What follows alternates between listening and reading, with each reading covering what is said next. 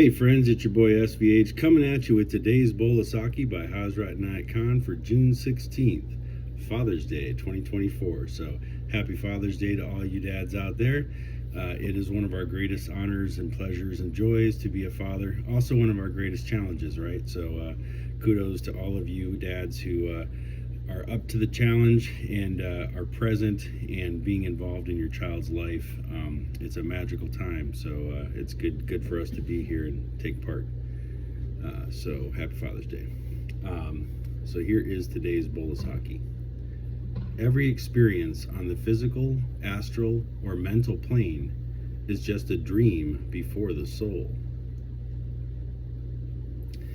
Immersion goes on to say, the soul in itself alone is not other than consciousness, which is all-pervading.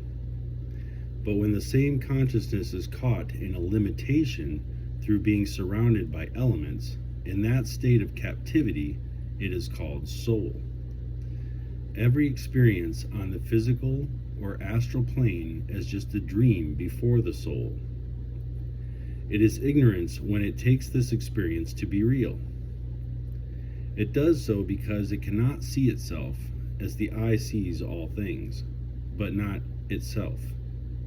Therefore, the soul identifies itself with all things that it sees and changes its own identity with the change of its constantly changing vision.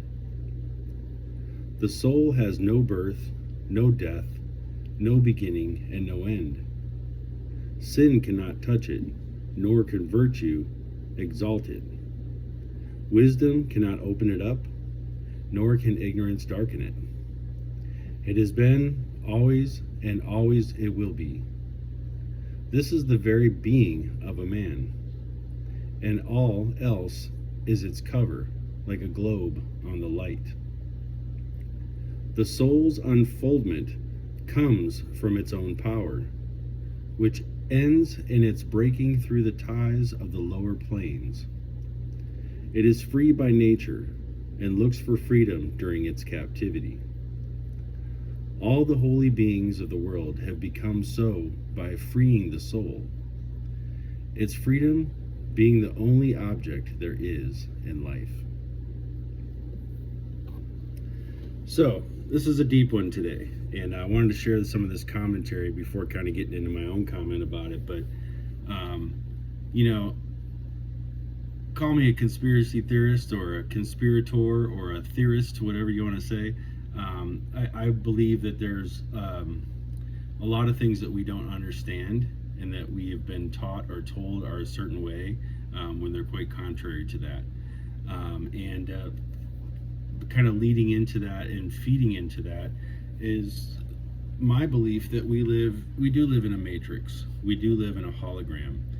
We live in an experience of an idea in the mind of the Creator, and all of these things that we experience are God experiencing Himself through us and experiencing, all different facets of creation through its own creation.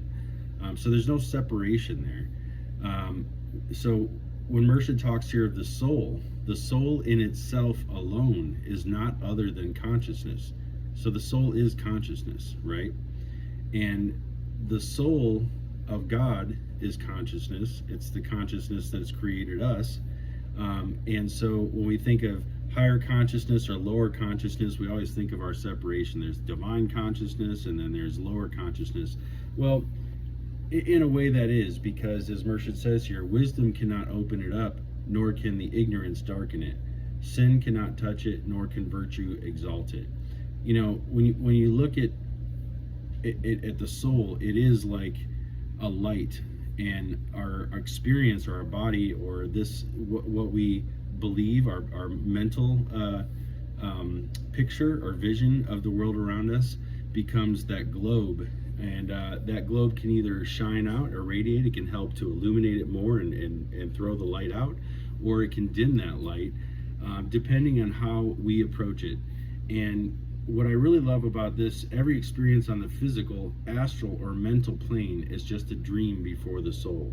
So the soul is the only thing that is real. It's the only, um, uh, what's the word I'm looking for? Immortal aspect of us.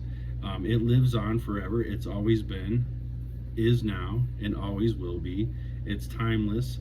It's limitless, endless. It is what it is because it's all coming from God. So the soul is limitless, but we limit ourselves to where the physical aspects of ourselves or the mental aspects of ourselves or the belief structures that we have taken us away from the realization of the soul to where we experience life as a soul. So we do live in a matrix, a simulation where everything around us creates the world around us, and we're just walking through the video game. We got to go to work today and do this. We got to go do that. We got to, this is what my circle of friends looks like. This is what my belief states are because of my religion or my ideology or my upbringing, and all of this pulls us away from just being the experience of God experiencing God through us. The Creator experiencing the creation through what's been created. And when you kind of switch to that type of thinking, you really do kind of break out of the matrix. You break out of that ideology or mentality that you're stuck in this thing, right? And we do. I think we have real experience. I touch my hand here. I feel my hand. I went on a long hike yesterday and really just beat my legs up and my feet, and I feel that, right? So when I say this isn't real, why do I feel that if it's not real? It's the soul having this experience through this physical form in this particular matrix that we live in the moment. And I think there's something really powerful to that.